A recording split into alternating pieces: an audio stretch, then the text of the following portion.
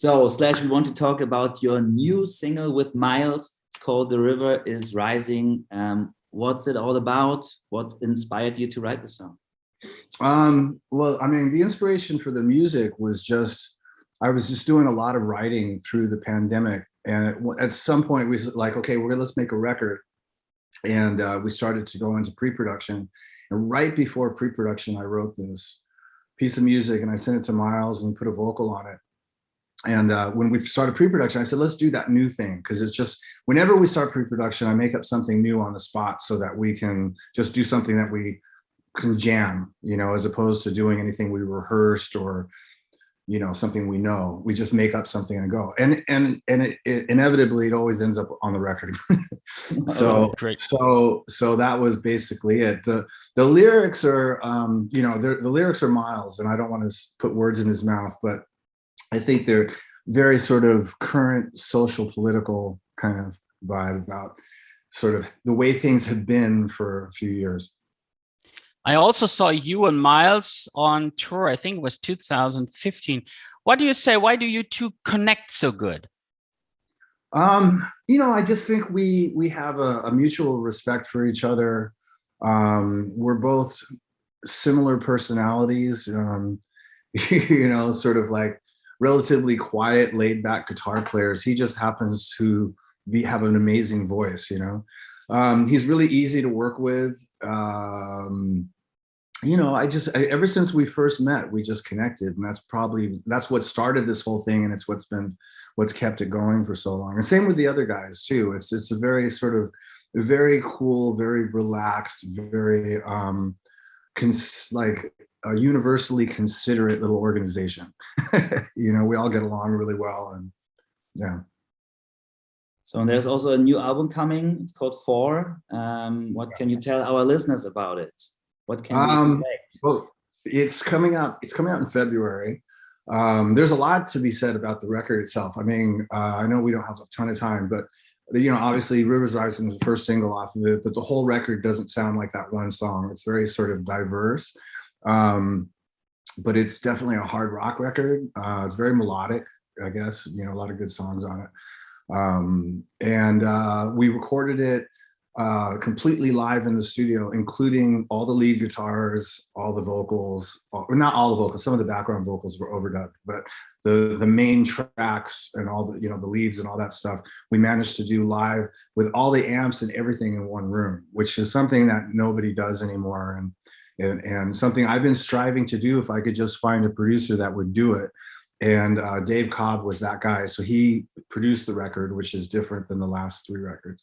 And I think it's pretty good. So, people will check it out if they want when it comes out. And every people we talk to, every rock musician we talk to is so happy. You see his eyes flimmering because they can go back on stage. They can go do their music again. How happy are you backstage? Oh man, I mean, for me, a year and a half of not playing live is unprecedented, right? And it was hard. It was a hard adjustment to make. I mean, it was hard times in general for a lot of the people I work with, I mean, universally across the board, crew guys and band guys and just a lot of friends of mine. It was just a tough period, but I just put my, sort of nose to the grindstone and worked through the whole thing, anticipating the time when we'd be able to go out and play. And then, so finally Guns N' Roses just did a US tour that was successful. Nothing happened along the way. We managed to get through it without having to postpone anything. And so I'm really looking forward to this summer and coming back to Europe finally, because I miss the world. It's weird to be stuck in one fucking place when you're used to traveling all over the globe all the time. So yeah, I'm excited about the prospects of all next year, because we're going to be doing all this makeup touring, and then with the Conspirators, we're sort of in between the Guns N' Roses slots as the Conspirators are touring as well. So I have a lot of work coming up. So what would you say, how did you survive the whole COVID time? I mean, without being on stage, did you? I just was in the studio.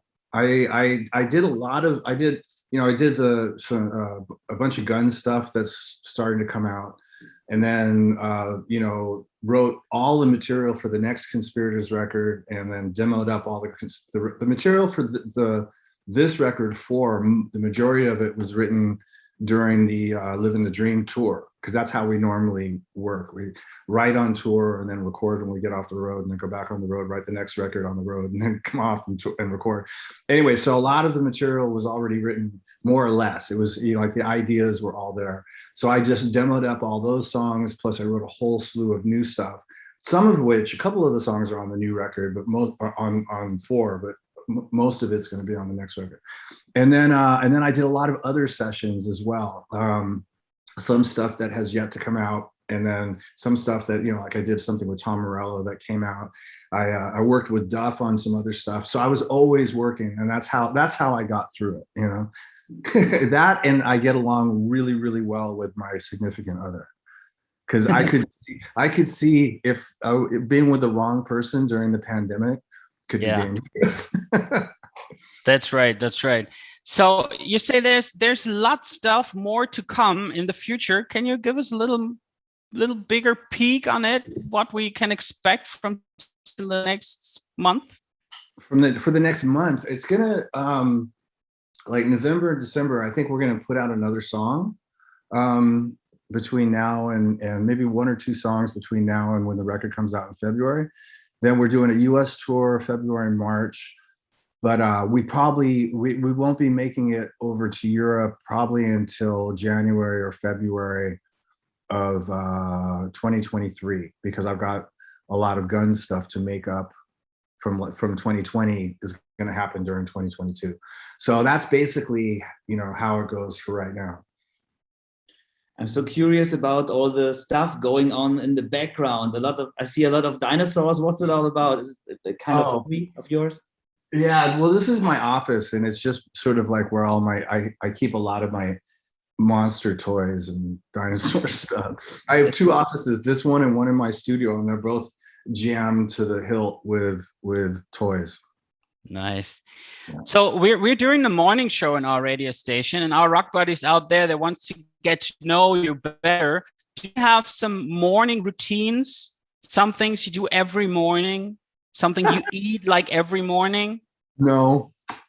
I get up and I make coffee and watch the local news, I guess, and then work out maybe, and then whatever I got going on that day. But I think the first thing is coffee and feeding the cats. How much cats do you have? How many cats? 3. All right. 3 cats. When I think about the old Slash, it's always this guitar player with the hat on and smoking cigar while playing the guitar. You've quitted a long time ago. I'm a smoker and I want to quit too. Do you have any advice for me? You know what? Listen, quitting smoking is the hardest thing I've ever quit. I can think of a lot of stuff that was hard to quit, and smoking was the hardest. You just have to make that decision and then stick to it. But I have to admit, like when I quit, I had pneumonia. So for 2 weeks, I couldn't breathe, let alone smoke. So that got me over the hump. Right. And then from that point on, I used the patch, and then I used Nicorette, and then I was doing snus, and then regular gum, and I'm still chewing regular gum. So, and it's been 9 years, or what was it, like 10 years already? No, not quite. What was that? 2009. So 12. Yeah, it's been 12 years. So yeah. There you go. So you just have to make the decision, and then you have to do it, but it's not easy. Yeah, okay. Great. Slash, thank you very much for having time with us. Yeah, man, it's good talking to you, and we'll see you over in hopefully in Hanover at some point in the not too distant future. Yeah, it's been Thank you very much. Have a good time. All right. Bye. Bye. Thanks, guys.